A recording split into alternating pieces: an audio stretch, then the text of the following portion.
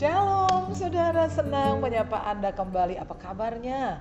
Terima kasih untuk sudah mendukung channel saya. Semoga kalian semua sehat-sehat, tubuh, roh, jiwa juga kantongnya sehat.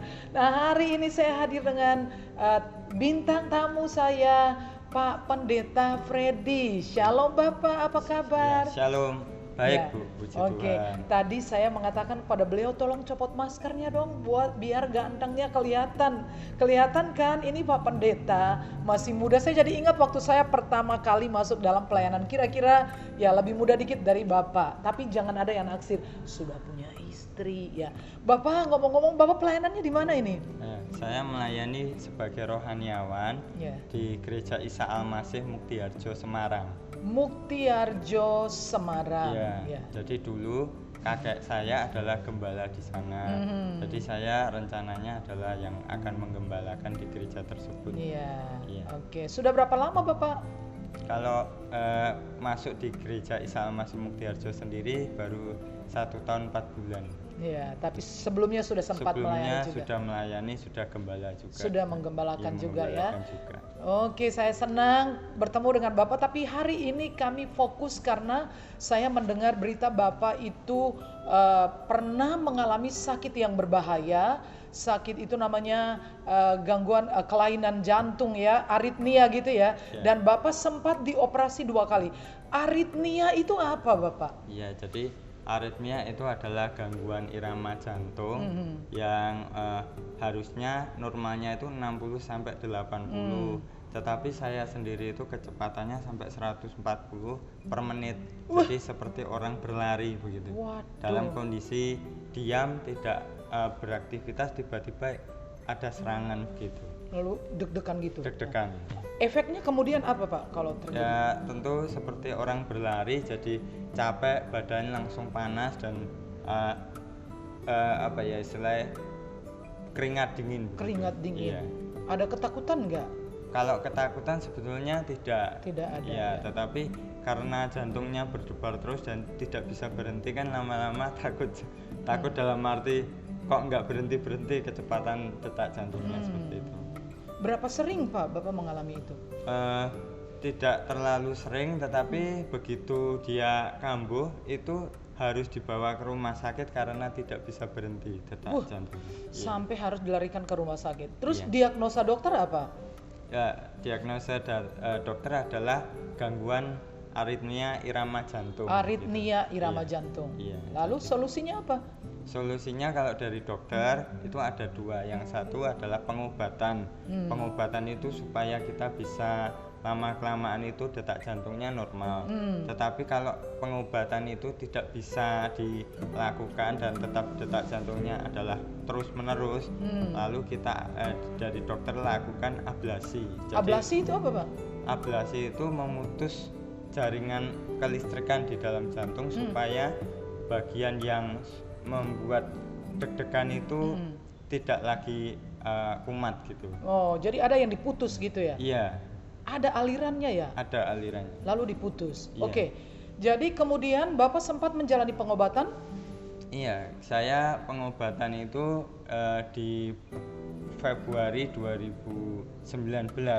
Itu sampai pada akhirnya di bulan tersebut saya ablasi. Oh, jadi dalam bulan Februari diobati tidak berhasil, akhirnya ablasi. Iya. Ya, Bapak bisa ceritakan sedikit, mungkin kami nggak ngerti ablasi itu seperti apa, apakah organ jantungnya dibuka atau apa, coba Bapak terangin. Jadi waktu 2019 bulan Februari itu saya diablasi jantung. Pada waktu itu pertama saya mengikuti prosedur rumah sakit dari fase 1, 2, terus kemudian naik ke Sarjito, rumah sakit Sarjito Jogja, ditangani oleh seorang dokter yang sudah berpengalaman. Nah, kemudian pada saat itu bagian paha saya itu disobek. Iya, disobek terus dimasukkan 3 kabel untuk mengablasi bagian jantung saya. Memotong itu ya? Iya, memutus, mengkonsletkan. Iya, supaya tidak kumat lagi. Salah satu kabelnya adalah kamera. Jadi dari kamera itu bisa lihat berbagai organ tubuh juga selain jantung. Selain jantung. Iya. Dan setelah operasi itu diablasi, Aman, selesai. Ataukah ada Ya, jadi waktu ablasi 2019 bulan Februari itu saya dinyatakan ada dua bagian yang membuat saya sering kumat begitu. Jadi yang bagian pertama itu bisa diablasi waktu itu. Tetapi bagian yang kedua itu dari rumah sakit itu belum ada alatnya Belum yang ada bisa alat. melihat karena dia posisinya lebih dalam dan tipis sehingga tidak bisa dilihat dan tidak berani diablasi. Soalnya takutnya salah mengkonsletkan di bagian yang lain karena itu kan fatal kalau fatal kalau salah konslet kan bagaimana dengan jantung? Iya, Bisa iya, berbahaya. jantungnya bisa berhenti. Bisa berhenti. Oh my goodness. Lalu artinya gini, biar saya perjelas. Jadi menurut Pak Pendeta bahwa Bapak itu punya dua gangguan aritmia itu ya, dua gangguan irama itu. Satu sudah diablasi, satunya nggak ketahuan, masih ada tapi nggak ketemu karena tidak ada alat di rumah sakit. Bisa melihat. Jadi solusinya dokter apa? Solusinya dokter waktu itu menyarankan saya untuk ke Jakarta atau ke Singapura. Ke Singapura. Untuk pengobatan lebih lanjut, tetapi juga tidak bisa langsung karena harus memulihkan ablasi yang ini Pertama dulu yang itu. pertama supaya normal dulu seperti orang biasa. Baru kalau tubuhnya sudah siap baru ablasi yang kedua. Pada waktu itu. Lalu selanjutnya Bapak setelah ablasi satu selesai, menjelang kedua Bapak ada rencana pergi ke Singapura atau ke Jakarta? Waktu itu saya belum ada rencana sama sekali karena juga kalau ke Singapura repot dan pasti biayanya juga yang lain-lain itu mahal juga. Di Jakarta juga saya cuman menunggu dari pihak rumah sakit, tetapi karena yang kedua ini juga jarang muncul, tetapi sekali muncul itu berbahaya, jadi saya menunggu waktu yang tepat. Kalau muncul dulu baru bisa direkam jantung. Kalau sudah direkam jantung dinaikkan ke rumah sakit termasuk Sarjito, dari Sarjito nanti akan dikirim ke Jakarta untuk ditindaklanjuti lagi. Tapi kan saya waktu nunggu itu belum terjadi. Baru terjadi itu di 2021 pertengahan tahun seperti itu. Pas pandemi COVID itu ya? Iya. Ya makin sulit untuk pengobatan. Iya, waktu itu. Lalu kemudian terjadi juga ablasi kedua itu karena apa? Waktu ablasi kedua itu karena saya setelah selesai pelayanan, jadi setelah selesai khotbah, saya mengalami detak jantung yang tidak normal lagi, deg-degan yang terus-menerus lagi dengan kecepatan yang tinggi. Kemudian saya dibawa lari ke rumah sakit di Semarang. Kemudian dicek, ternyata perlu penanganan lebih lanjut begitu. Waktu di Semarang maupun di Jogja di fase kedua, jadi sebelum rumah sakit fase ketiga Sarjito, ada dua rumah sakit fase kedua itu menyatakan bahwa sakit Bapak ini hanya dokter spesialis aritmia yang bisa menangani. Jadi seluruh dokter jantung belum tentu bisa. Jadi khusus dokter aritmia. Dan kemudian saya dapat informasi kalau rumah sakit Sarjito di 2021 itu sudah mempunyai alat yang canggih seperti yang ada di Jakarta di Singapura. Ya. Sehingga saya memutuskan untuk segera ablasi karena pemikiran saya kalau ablasi yang pertama berhasil, pasti ablasi yang kedua setidaknya ya berhasil, atau setidaknya saya sudah tahu rasanya sebelumnya seperti apa. Ada keberanian gitu ada ya. Keberanian. Lalu terus prosesnya seperti apa Bapak bisa sampai ablasi gimana? Iya, walaupun saya sudah ada keberanian dan pengalaman di ablasi yang pertama, tetapi karena irama jantung yang kedua ini menurut dokter juga adalah irama jantung lebih berbahaya dan menyangkut nyawa.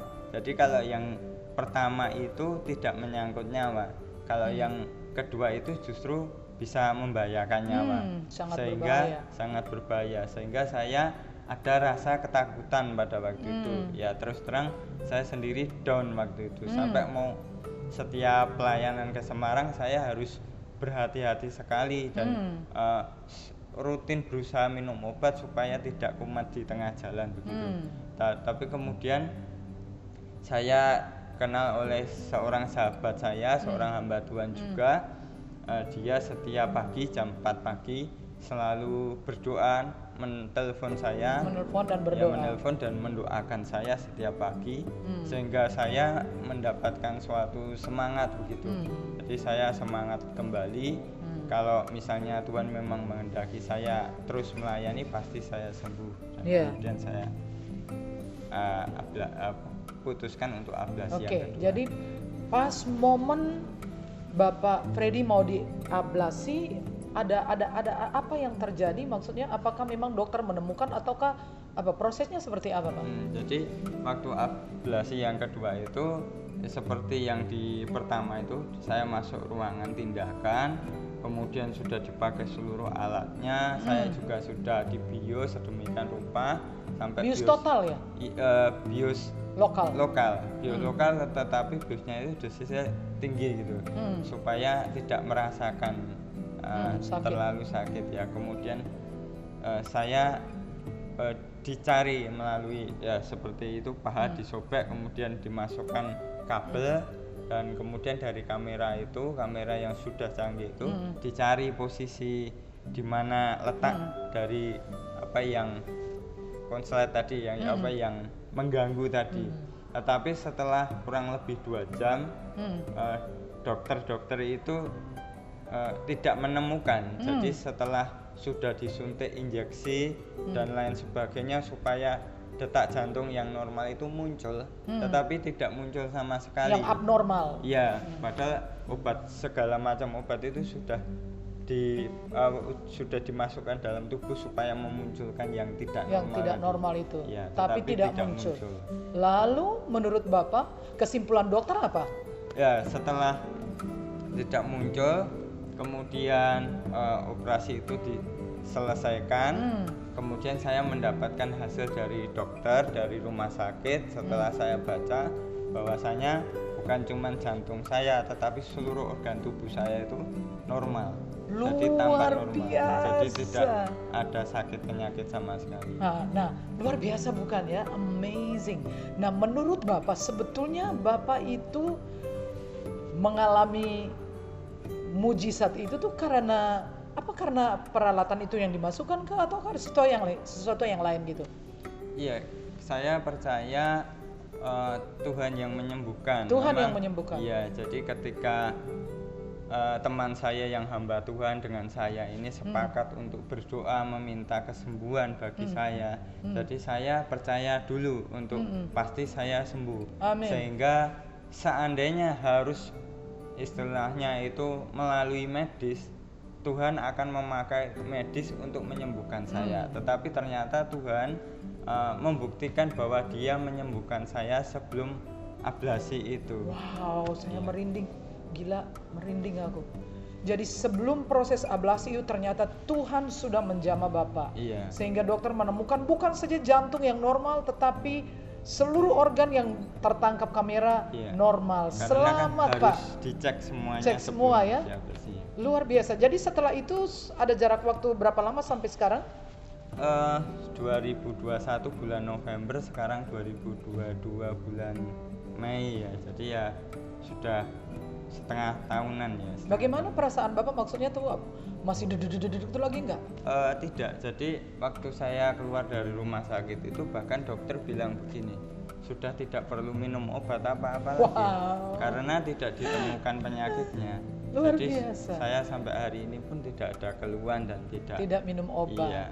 Aduh Tuhanku dahsyat luar biasa. Jadi biar saya simpulkan, ternyata aritmia itu, gangguan jantung, gangguan irama jantung itu disembuhkan bisa dengan 2 cara. Yang pertama diablasi, yang kedua didoakan. Jadi bisa diablasi tapi juga bisa tanpa ablasi tetapi didoakan. Bapak ada pesan-pesan apa mungkin, karena pasti bukan Bapak sendiri yang mengalami sakit gini. Bapak bisa berbagi apa sih tipnya, apa kuncinya kepada saudara-saudara kita yang menonton, kemungkinan ada anggota keluarga atau mungkin yang mereka kenal mengalami hal yang sama. Iya. Untuk teman-teman yang ada di rumah, saya memberikan himbauan ketika kita sedang mengalami sakit yang seperti saya alami, yang berkenaan dengan jantung ataupun sakit yang lainnya juga. Kita itu perlu melakukan 3 hal. pertama adalah kita harus menjaga hati kita dan pikiran kita supaya tidak mudah stres. Apalagi di masa pandemi yang mungkin bikin orang sering stres ya. Kita harus menjaga kondisi tubuh kita dengan baik, dengan hati kita dijaga, pikiran kita dijaga supaya tidak mudah stres. Yang kedua, kita harus mengatur gaya hidup kita. Saya pribadi itu rajin berolahraga, jadi seminggu saya itu 5 kali berolahraga berat. Kemudian juga saya menjaga pola makan saya sehingga dalam kondisi tubuh juga harus dipelihara karena tubuh kita adalah bait Allah. Tapi yang ketiga yang paling penting dari itu adalah kita harus dekat sama Tuhan, karena kuncinya adalah dekat sama Tuhan. Kita senantiasa berdoa meminta kepada Tuhan dan kita selalu membaca firman Tuhan untuk menguatkan iman kita. Salah satu yang menguatkan iman kita itu rema yang saya dapatkan adalah Tuhan memberikan kesembuhan kepada kita orang percaya dan juga memberikan kesejahteraan dan keamanan secara berlimpah-limpah di dalam kitab Yeremia. Itu yang bisa saya bagikan. Luar biasa guys. Kita mengucapkan terima kasih pertama-tama kepada Tuhan tentunya ya, yang telah melakukan mujizat sedemikian rupa. Bagi kalian yang sakit, kalian bisa kontak saya, bisa kontak Pak Freddy ya. Nanti kalian kontak saya kasihkan nomornya, boleh ya Pak ya? Boleh. Barangkali sudah ada pengalaman, bisa berbagi, bisa menolong, juga bisa mendoakan. Terima kasih sekali Pak Freddy sudah datang di channel ini. Kiranya apa yang Bapak bagikan menjadi berkat bagi semua teman-teman kita, dan secara pribadi saya juga berterima kasih. Tuhan memberkati. Bye bye ya.